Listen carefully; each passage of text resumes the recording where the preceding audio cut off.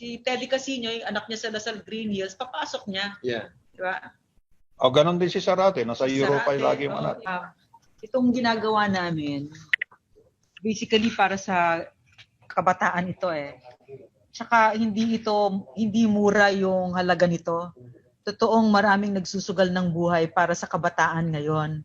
Bakit ba kami lumalabas ng ganito? Tsaka hindi naman drama yun. Talaga namang mga dead men walking yung mga ito. Diba? So, bakit ba ito ginagawa? Para sa inyo ito. Diba? Napakahalaga para sa amin na ang mga pangarap ninyo ay hindi masisira at hindi nanakawin ng mga komunistang terorista. Napakaganda ng buhay. Kami were on our way out, 'di ba? Pero kayo pasimula pa lang kayo. Huwag ninyong isasayang sa mga walang hiya at mga walang modo at wala talagang pakialam sa inyo kundi gagamitin lang kayo. Ano ba kayo sa kanila? Wala kayong halaga sa kanila. Parang lang kayong mga karne, 'di ba? Pero sa amin kayo nagsusugal kami ng buhay namin para sa inyo. Huwag niyong gawing mura ang buhay ninyo. Mahalaga 'yan. That's it. Pagpatuloy nyo yung inyong pag-develop ng sarili nyo sa pamamagitan ng pag-aaral na mabuti at balang araw, kayo naman ang susunod na magsolbar ng problema ng bayan, ng problema ng mundo. Pwede ko bang dagdagan yan? Dagdagan mo, Yusek, dahil ito may college na mga anak ito. Lahat sa UP. Oh. So, Philippine Science High School. Philippine Science High School. Just man. Diba? So, tama yung sinasabi ni Sec, kung talagang yung puso mo ay nasa mahihirap, social justice, mamili ka naman ng NGO na ibibigay mo oras at pagod mo. Huwag naman yung prente ng CPP, NPA, NDF. Dahil sa totoo lang, wala silang pakialam sa social justice. Ang gusto lang nila, gawin kang NPA para magamit ka nila. At pag namatay ka, hanapin ka ng tatay mo at nahanap ang katawan mo, gagamitin ka pa rin, martir ka, hanggang maagnas ka, wala ka ng gamit, kalimutan ka na nila. Pero talagang wala silang pakialam sa inyo. So if you're going to give your life to a cause, make sure that you associate with people who really care about the issues. Hindi wag yung prente ng communist terrorist group. Gusto ko lang ipaalala ulit. Ito ang sagot ni former Congressman Casino. Sabi niya, personal na desisyon nila yun, na namundok sila. Tanong ko naman, bakit nyo sila renadicalize? At pinagmamayabang pa ninyo na naging parte sila ng organisasyon ninyo. Hindi ba unfair yun? Renadicalize mo, pagkatapos sasabihin mo, itatatwa mo. Yung bata namatay na Kung ano na nangyari sa kanya, hindi na nakapag-aral. Itong ang mga former fighters namin, mga babae pa kanina, pinakita namin lahat. Ano ang kanilang irinireklamo? Hindi na sila nakapag-aral At may nangyari pa sa kanila sa Kilusan na naiiyak sila. Ayaw kong ikwento yun dahil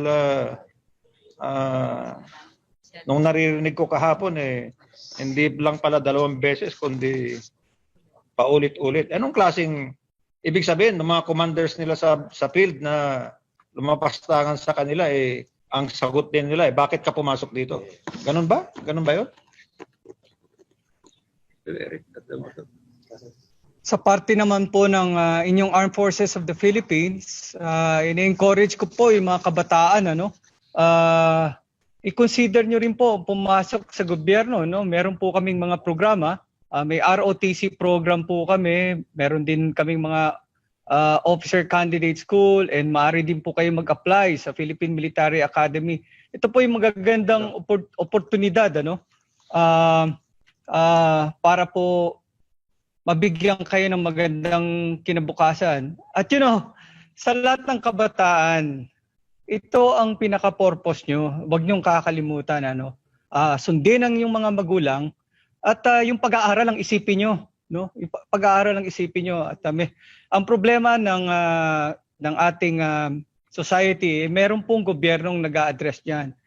Ang pinaka-role po ng kabataan, mag-aral kayo, magkaroon kayo ng focus kung ano ang gusto nyong marating sa buhay. Perfect. Well said. Maraming salamat po. Bilang follow-up question ni Mr. Martin Vasquez, ito po ang kanyang tanong. Marami akong nakikitang hashtags sa social media katulad ng hashtag Join the NPA. Ano ang masasabi po ninyo dito? Ito nga ngayon ng isang ginagawa ng itong mga front organizations na to. Pati social media ay ginagamit nila na nagre-recruit sila. At meron pa nga silang pagtuturo ng paggawa ng bomba sa social media. Hindi ba kalabisan na yon? Pagkatapos, pag ikaw ay